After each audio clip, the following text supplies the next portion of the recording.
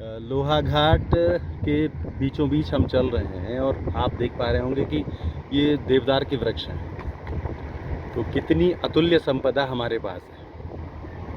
और आज 5 जून है, तो फिर इस फोटोग्राफी का, इस भ्रमण का आनंद ही कुछ और है, महत्व ही कुछ और है, विशेषता ही कुछ और है।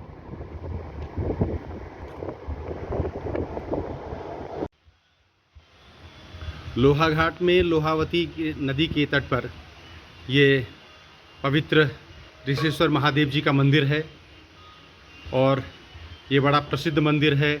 और स्वयंभू यहाँ पर भगवान सदाशिव स्वयं ही अवतरित हुए हैं। ये स्वयंभू लिंग है भगवान शिव का। और इस मंदिर के अंतर्गत आज दर्शन प्राप्त करने का सौभाग्य प्राप्त हुआ।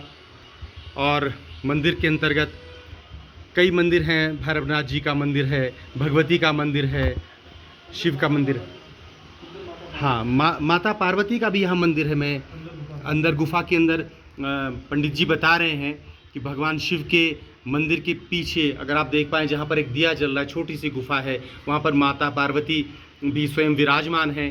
तो और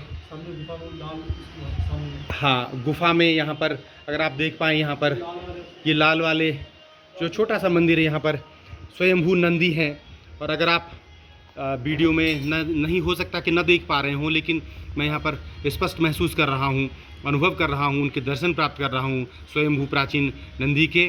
तो इस तरह से ये भगवान के विग्रह यहाँ पर स्वयं प्रकट हुए हैं। और यहाँ पर ये क्या बताया पंडित जी आपने?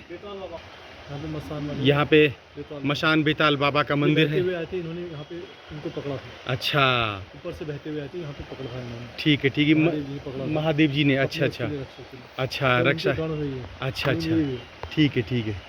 ये शिव जी के गण हैं, बेताल और भैरव बाबा। हाँ, भैरव बाबा, हम माता पार्वती का मंदिर है। और बड़ा अद्भुत यहाँ पर ये दृश्य है। पीछे देवदार के ऊंचे ऊंचे वृक्ष हैं और जहाँ पर भी भगवान शिव का निवास होता है तो देवदार, अच्छा, देवदार के वृक्ष वहाँ पर ज़रूर मिलते हैं। और सबके कल्याण करते रहें सदाशिव, आप सब पर अपनी दया दृष्टि दिखाते रहें। अवडरदानी शिव शंभु सब पर कृपा करते रहें। जय हो बाबा भोलेनाथ।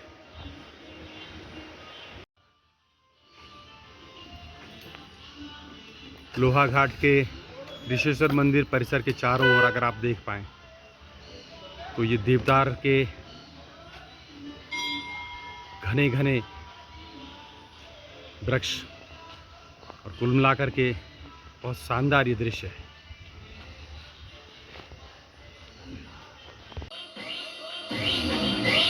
लोहावती नदी के निकट ऋषेश्वर महादेव मंदिर के अंतर्गत ये मंदिर समूह और यहाँ पर भैरवनाथ जी का धूना जलता हुआ, अखंड धूना। आज बाबा भैरवनाथ के दर्शन हुए, उनका धूनी प्रसाद ग्रहण किया। बाबा सब पर कृपा करते रहें।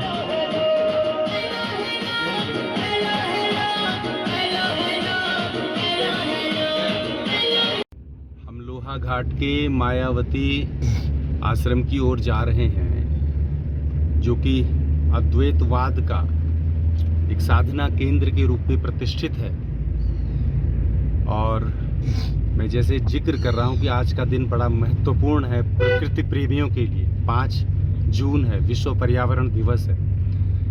और इससे बेहतर पुरस्कार पर्यावरण प्रेमियों के लिए क्या हो सकता है कि उनको कई किलोमीटरों तक एक ऐसी सड़क पर चलने का सौभाग्य मिल रहा है जहाँ पर कि दोनों तरफ हम जैसे पर्यटकों का स्वागत करने के लिए ये देवदार के बड़े बड़े वृक्ष खड़े हैं। बड़ा अद्भुत नज़ारा है। और अब हम मायावती आश्रम की ओर पहुँचते हैं और देखते हैं कि वहाँ पर हमें कैसा लगता है। तो फिर आपसे मिलते रहेंगे। बहरहाल आप इन दृश्यों के साथ अपनी आँखों को मूंद लीजिएगा और मन को खोल लीजिएगा। नमस्कार। यात्राओं में हम कई जगह गए, कई चट्टानों पर गए, कई चोटियों पर गए, कई घाटियों पर गए, लेकिन आज एक अलग यात्रा पर हम गए और वो यात्रा अंतस की यात्रा थी, अंतर्मन की यात्रा थी।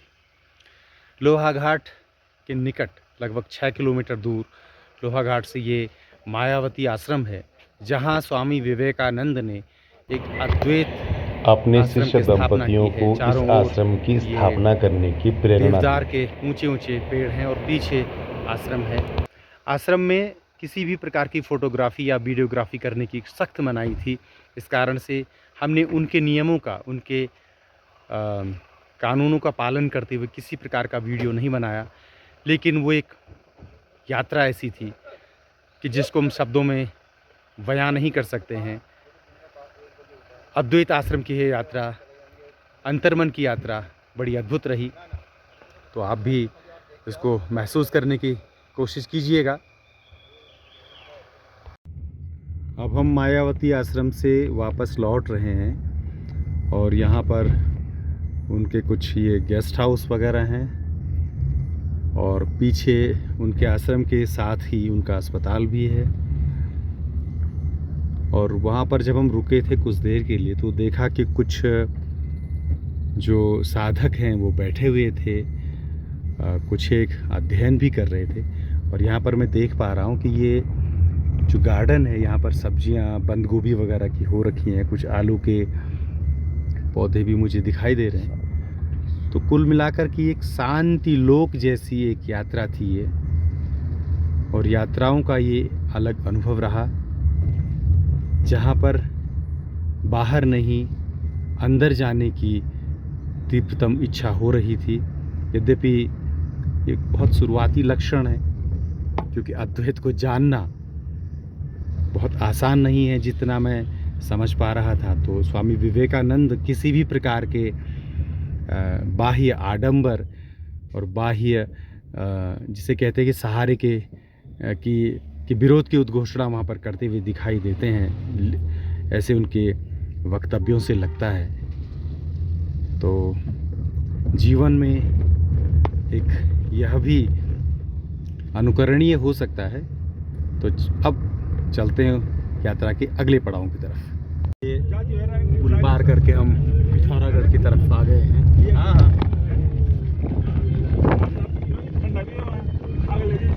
घाट से चलते हुए अब हम पिथौरागढ़ और धारचूला की ओर चल रहे हैं। सरयू नदी के पार अब हम पिथौरागढ़ की ओर चल रहे हैं और रास्ते में ये छोटा सा खोमचा सा मिला और यकीन कीजिए इनमें जीवन के कई रंग होते हैं। तो जब भी आप आएँ यहाँ पे रुकें तो आपको बड़ा अच्छा आनंद आएगा, अच्छा व्यू है। तो यात्रा के कुछ ये पहलू आपके साथ शेयर किए जा रहे हैं। पिथौरागढ़ जाने वाली रोड पर ये माँ गुरना माता मंदिर, और यहाँ पर हमने माँ के दर्शन किए और लगातार यहाँ पर दर्शन करने वाले शरणार्थियों जो श्रद्धालु लोग होते हैं उनकी भीड़ लगी रहती है। माँ भगवती का ये मंदिर, आप सब पर कृपा बनी रहे माँ भगवती की। पिथौरागढ़ में पहुंच चुके हैं और पिथौरागढ़ काफ़ी बड़ा, पिथौरागढ़ का विहंगम दृश्य। और मुझे लगता है कि जितने भी पहाड़ी शहर हैं, चाहे वो हमारा पौड़ी हो या अन्य शहर हों, उन सब में इसका जो क्षेत्रफल वो बहुत बड़ा है, काफ़ी विस्तार इसलिए हुए है। और इतनी जो फैलाव है, इतना फैलाव जो है बहुत कम पहाड़ी शहरों का होता है। तो ये पिथौरागढ़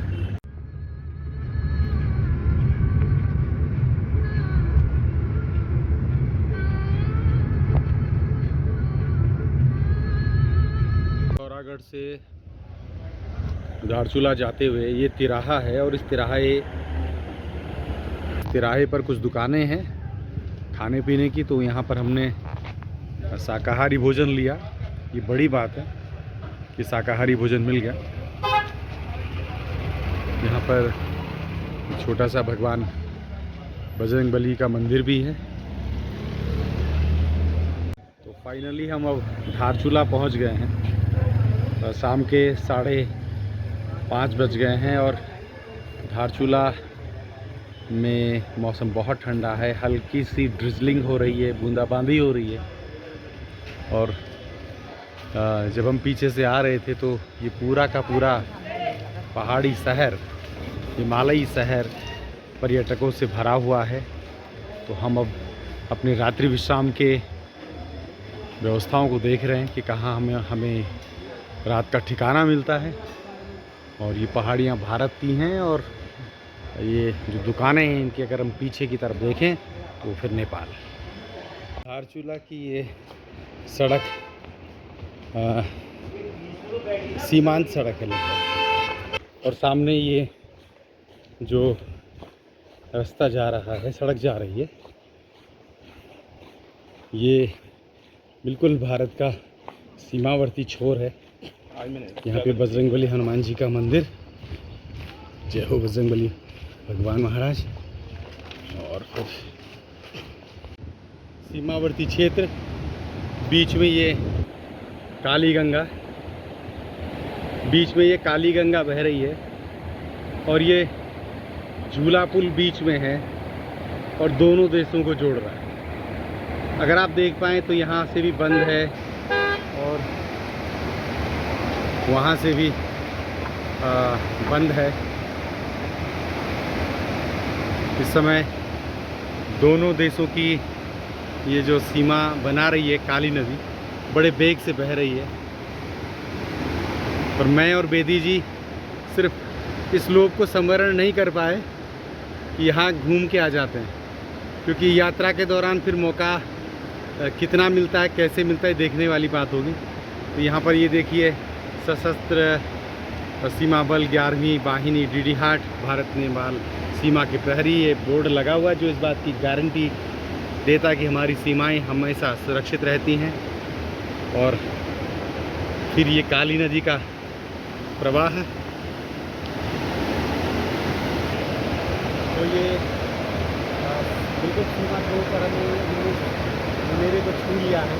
तो दूर वहाँ पे धारचूला है, जहाँ तक मेरी जानकारी है। तो हमारे साइड के क्षेत्र का नाम जो शहर है उसका नाम धारचूला है, और जो दूसरी तरफ का जो क्षेत्र है यानी नेपाल की टेरिटरी में जो आता है तो धारचूला उसे कहते हैं। तो एक नया अनुभव है कि दोनों देशों की सीमाओं के किनारे खड़े होना, अपने देश की सीमा के किनारे खड़े होकर के दूसरे देश को निहारना, बड़ा अच्छा लगा।